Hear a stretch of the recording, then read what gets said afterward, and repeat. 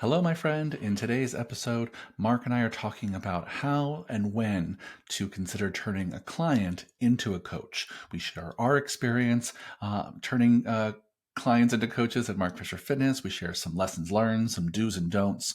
So if you're looking to hire and you think some clients might be a good fit for joining your team, this is a great episode for you. Keep on listening.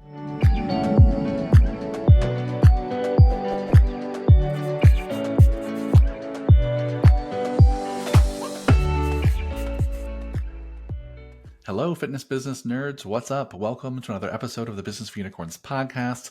Today I'm here with Mark Fisher. Hello, my friend. Hello. Good to be with you, sir. It's good to be here. Happy Tuesday. Let's before we dive in, we want to just take a quick pause and give a quick shout out to our friends over at Kilo. Do you want to just talk a little bit, Fisher, about what they do at Kilo and why our listeners should consider checking them out? Yes, Kilo makes websites and gym management software specifically that helps streamline your lead follow-up, your email marketing, your sales pipeline.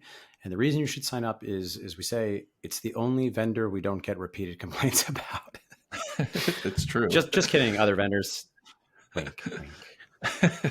Yeah, we were just talking about that literally at a Yeah. meeting an hour ago. Was just, we talk to our Unicorn Center members every day about different software they use. And Kilo is consistently one that really does what it says it's going to do, and works efficiently to help them save time. I literally had someone just tell me this past week that they were saving hours per week with some of the automation built into Kilo. So, I mean, there's a testimonial right there from you from our conversation last week.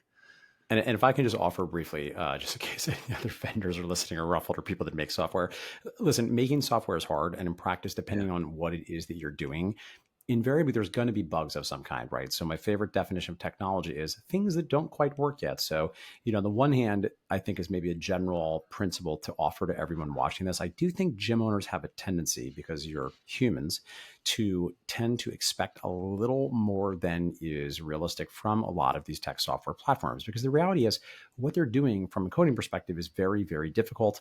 The more complex you make things, the more invariably things tend to break down. So I think as a separate aside, from a principal perspective, I think it's important to expect and be comfortable with the fact that technology is things that don't quite work yet, right? All of our vendors, particularly in the tech space, are trying to do things that are just hard to do.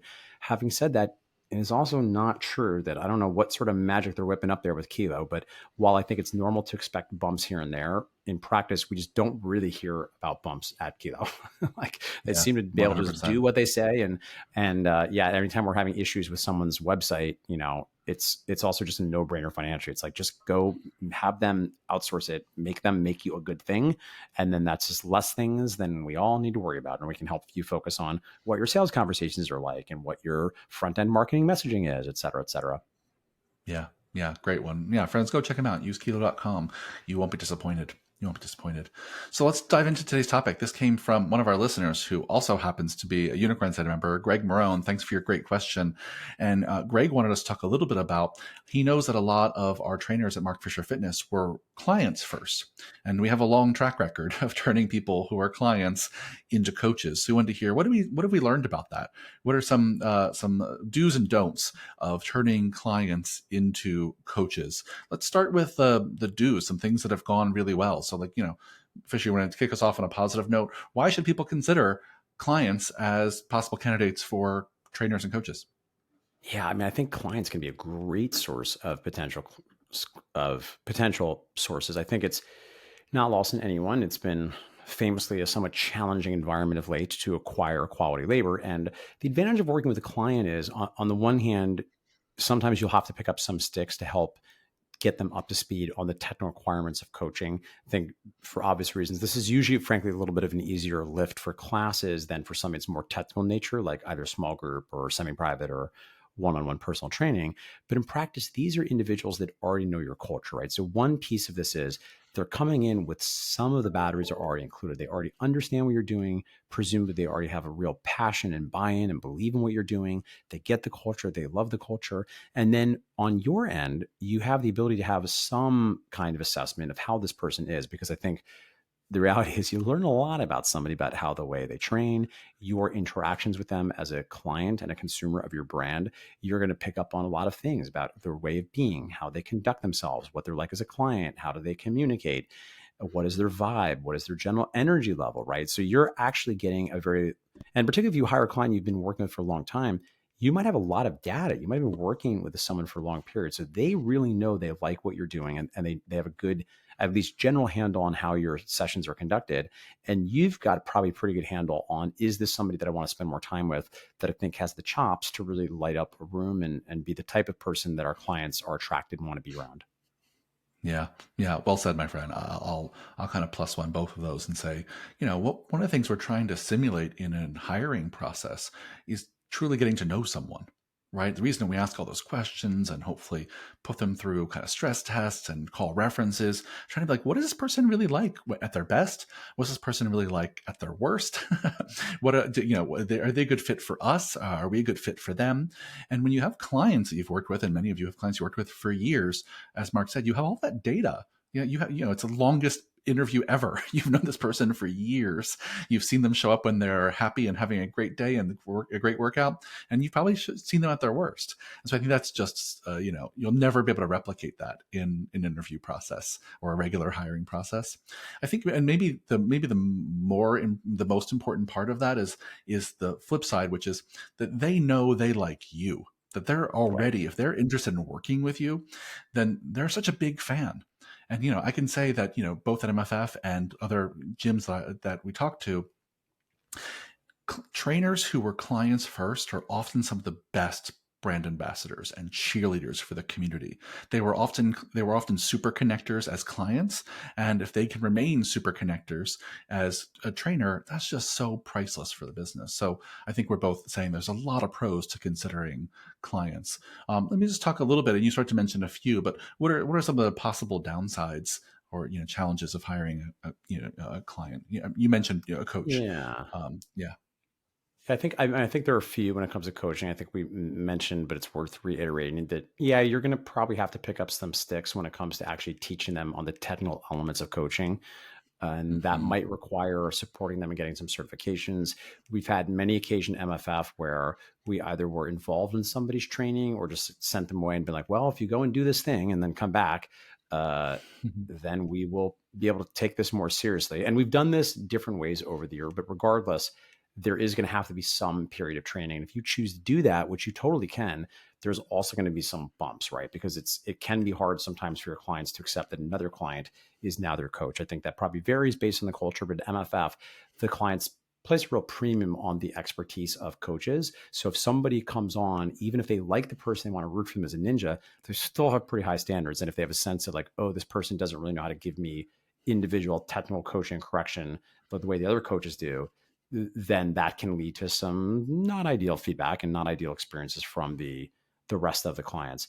I would also note there's one other logistical challenge you run into. So the way in most markets this is going to work is you're going to want to start people part-time before they're full-time. Maybe they're doing super part-time. And I think one great way to leverage this is essentially like a work study on steroids, where you maybe have a client that just does a few classes per week. And I would note there are certain large group training models where you don't need the capacity to do in large group. Maybe you only offer, let's call it 30, 35 classes per week, and you've got sufficient capacity. We recommend Business for Unicorns at least 20 people per class. If you can get closer to 30, that's optimal. It's not a secret. That's why the larger class-based franchise chains do that. Well, if you can fit 20, 30, 35 people per class, if you offer 30 classes per week, that's a lot of capacity, right? So you're kind of good to go there. And that means you might be able to build the business around you and maybe a part-timer and just a handful of super, super part-time clients. But the downside there is the same downside you have with any sort of part-time coaches. If they have a full-time gig, on the one hand, it's great because you're not as responsible for their livelihood. But on the other hand, you're never going to get full attention because they like this, but it's a hobby. They only have so much bandwidth to do maybe the continuing education you wish they could do. They don't have unlimited flexibility if other coaches need them to cover. They're going to have things come up and then you just kind of can't use them in that week. I don't think it's a deal breaker, but I would highlight that as definitely one of the challenges just from a logistical perspective. If you're hiring a coach who, at least in the short term, is on a reasonably part-timey sort of position. Yeah, I think I'm so glad you brought that up because I think there's something about the logistics and mechanics of how you start to train and onboard, a client who wants to be a coach is often because they don't have a lot of experience. There needs to be a little bit of a slow burn, a slow on ramp for them, and because it needs to be so slow and part timey at first, it's often a logistical challenge to kind of make that work. The other challenge that I know we've seen, and I've seen from some Unicorn Study members as well, is that sometimes clients are so enthralled with the kind of magic of being a client Mm. that they get a little sad when they peek behind the curtain. The Mickey and Minnie Right? fight. You're like, wait, Mickey Yeah, and Minnie fight? I thought they exactly. were just in love all the time. It's like, it's like being a kid at Disneyland and looking, backstage and seeing, Goofy take his mask off and on a smoke break. It's like the magic's a little gone. And I don't say that because I don't think it's a deal breaker, right? I don't think that that's Mhm. a thing that a reason to not do it. But I think it's something to get in front of, to be like, hey, you've had a very magical experience, watching us on the stage as a client. And now you're going to be seeing us in meetings. You're going to be seeing us fight, debate, argue, have bad days, call out, have to fire people. You're going to see what it takes to run this place. And that might be a different experience to you. So if anything, I say it because I think it's a good moment to set expectations that it's going to be a different experience. To work here is different than to come here. And it should be. and I think that's worth getting in front of with clients who really, put you and your team up on a pedestal, which clients often do. Yeah, I Would think you add that's anything actually to that? Yeah. yeah, I would just highlight that that's a very important part of our onboarding. I think this is not a bad idea to do regardless because people are excited to come and work for you. And Yeah. understand what we're saying here. We're not suggesting that you want to completely make them unhappy that they've chosen to work with you and be like, well, you're going to hate this job. But honestly, a lot of what I need to do in that onboarding is whether they're just new to MFF and they're looking at it from a distance because it is a cool brand, right? People are like, oh, wow, this is like a amazing place and everyone's got such good energies around here. Is let them know there's going to be tension. There's going to be conflicts. People are going to fight. There are people who are going to mess up. People are going to be annoying to you over time. And after the first, 3 to 6 months, like any relationship, there's going to be things that are frustrating and that's okay. And here's how we deal with that. What is the way that we deal with it in a direct manner Yep. with candor so that we can continue to prove as an organization? Because I think your point is well taken, just as you will have an interesting phenomenon. You can resonate with this if you've ever done this as a owner. If you've hired someone, it's an interesting dynamic when they're paying you and how you feel about them as a client when they're giving you money versus how you can start to feel just a little less patient with them when you're giving them money, right? Now you have expectations that if they're not meeting, and that's maybe having a negative impact on your business or how Mhm. your workflow is doing because you're having to pick up some sticks. So similarly, there will be also same dynamic with you, where right now, if you're just the trainer that they love and the owner of this business they're so passionate about, as soon as they begin to identify you as the boss, the person that is the monkey highest up the tree with the bananas, who is responsible for an assessment of their performance and potential, future financial opportunities, it's not wrong, but it just changes the dynamic. And it's important, I think, to go into that with open eyes. Yeah. Yeah. Well said, my friend. I think it's a dynamic to get in front of, and it's weird the first few times it happens, and then you learn to manage Yeah. it proactively. Yeah. Well, let's do this. I think we covered a lot of the pros and cons, some of the logistics. Maybe if you wouldn't mind kind of just summarizing, if you were to do this again today and take a client and help kind of turn them into a coach, what are some things, some steps you would take in the process to ensure it success? Yeah, I think that certainly I think having a good onboarding is going to be an important piece of this regardless. So that maybe Hmm. goes without saying, but if not, you want to take them through the same onboarding as you would anybody else. Related to that, you want to probably still take them through a very similar interview process. Now, again, you're going to come in with a lot of data, but you don't want to skip steps. You're still going to want to do stress tests. You're still going to want to check references. So I think that's another thing to know about this is this doesn't mean that you're going to pass them through a lot of those things. Maybe there's a case to be made for expediting some steps if you've got a good sense of how they move in the world. But overall, you probably want to take them through basically the same interview process as everybody else. It's just that you already know them. I think the other thing that is a little different from this client, which we've alluded to, but to give you again an action step, is if you have clients that you think could be a good fit, particularly because this is a longer tail. And this is something we've done to great effect over the years, is just have a conversation with them, reach out, find out if this is a thing they might be interested in. At the very least, they're going to be flattered. And if this is something that they are actually considering either to make a career change or even do super part-time because they love your business, that way you're not having to do it the last minute. You can begin to, and this arrangement can look differently based on your business and what the way you want to set it up is, but you could potentially give them some educational resources. You could give them free ones. You could pay for things.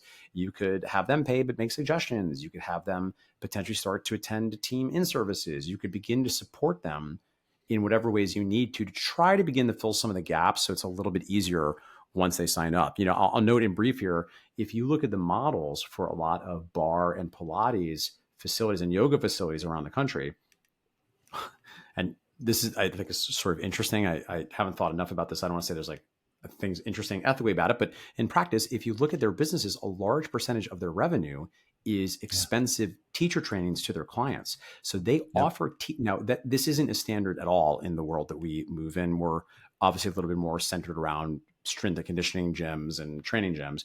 But in that particular world of the boutique bar, Pilates, yoga, a big part of their revenue is teacher trainings, right? And it's great for them because they make a lot of money doing it. It functions usually just as a great upsell opportunity to have a real nice payday teaching their existing systems to people that are just passionate about what they're doing, that may or may not want to do this professionally, but just love so much they want to dig in more. And it also allows them to, again, further vet, train, and onboard future coaches at the coach's expense as a profit center. So again, up to you whether that will make sense for you and your model or not. I think if anything, it probably is an underutilized opportunity if you have a sufficient number of people you're training gym and you're a super nerd anyway, if you're going to be doing this. As always, we've have a lot of content. In fact, I just today listened to the one from Pete and you, Keeler, about should you add more services to your gym? So I think you need to consider that too. And I would encourage you to think about that before you add this as a service line. But I do think, depending on your proficiency, technical coaching, and how well your systems are dialed in, this could be a thing that your facility considers offering, which could also be a great way to set you up and fill your tank and pipeline for future hires out of your clientele base. Yeah. I think that's well said. I'll just underscore three things I think our listeners should really take away from this and write down. One is, even if you're hiring someone that's an existing client, take them through a hiring process. Take them through the regular process you would take anyone else, which means you might want to check their references, etc. Might be able to go a little faster, but don't skip the vetting. The other thing I heard you say, Fisher, regardless of important onboarding is going to be important no matter what. Make sure you have a really good onboarding. There's some caveats I think we highlighted on this conversation that are unique to hiring clients, so get in front of those. And the third thing I think I heard you say was it's okay for this to be a slow courtship. Like, it's okay if you just buy them a book, invite them to your in-service, invite them to a team meeting, right? I think those are the three ones that really stand out to me for folks who want to hire clients. Anything else I missed that you want to underscore? Yeah, I think the final thing I'll share is, because we didn't touch on explicitly here, but I do want to highlight, you can also hire clients for non-coach roles and specifically for vendors. And the most common mistake I see here is similar to what we've alluded to with the coaches, is skipping the process. So a lot of people will hire an accountant, a lawyer, an insurance social person, media a financial helper. planner. Just because it's a client and they're there and they're a body and they've asked. So okay, sure. And that's not the best way to make that decision. That's not to say that you can't hire clients, because listen, if you can get them and charge them quote unquote retail and do a barter arrangement, which, by the way, refer to your accountant, you actually have to give them a 1099 at the end of the year. A lot of people don't know that, but ultimately that is in your best interest, of course, because they're getting the value of the retail cost, but you're getting it for whatever cost it costs you to deliver the service, which of course is going to be substantially less. So this can actually save you a lot of money. It's somebody, you have a lot of the similar advantages. They already know and are already passionate about the business, but it has the same perils. That's not the best way to make a decision for something like, for instance, a CPA. If you make a bad choice there, it's going to cost you a lot of money. So you still want to follow the laws of hiring a vendor, Our accrued recommendation of Business for Unicorns is you want at least 3 vendors. You probably don't want more than 4 or 5 because it can start to get unwieldy, but you still want to vet different vendors to get a feel for, is this actually the best person for that position? Because cheapest is not best for a lot of vendor roles. I think that's a really great asterisk over this whole conversation, whether you're hiring, clients as trainers or clients as other vendors, is this is not a good idea because it's convenient. Right. That's not the reason to do it. Right. The convenient choice is often not the best choice. So I think, don't skip the vetting process regardless of the role you're hiring from. I think it's a really good, kind of asterisk over this whole chat. All right, my friend, I think we covered some good base in this short episode. Let's leave it there. Listeners, if you found this podcast useful, please give us a 5-star review everywhere you listen, and let us know what you want us to talk about next. Email us, mark@businessofunicorns.com, michael@businessofunicorns.com. Thanks for the great chat, Fisher, and I'll see you all on the next one. Have a kick-ass day.